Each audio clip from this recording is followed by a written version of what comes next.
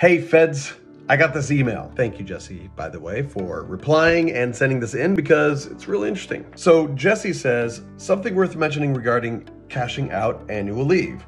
Our federal wage increases in January, which for some could reflect a significant increase in our cash back for saved annual leave. So Jesse brings up a great point.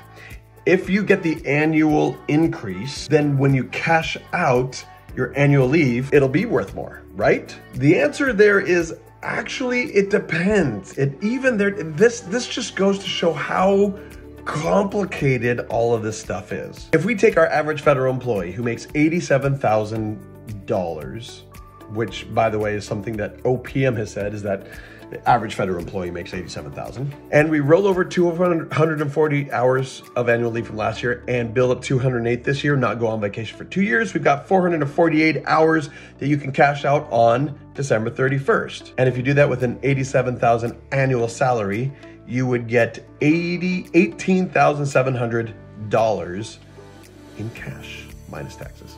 But that's another thing. But if you wait to get the annual increase in January, you're going to lose 208 hours. Yes, it'll be more that you're multiplying it by, but you're going to lose hours. And so you'll only get 10,500 instead of 18,700. And that's at the highest by double amount of increase that you have had over the last 10 years. So that's pretty generous, to tell you the truth. So I guess I would say on average, you would get about half as much if you wait, because you lose 208 hours. You can only roll 240 over to the next year. But I'm not saying that you shouldn't do that, because that actually might be a better idea. There are some circumstances where actually holding off until then would be better.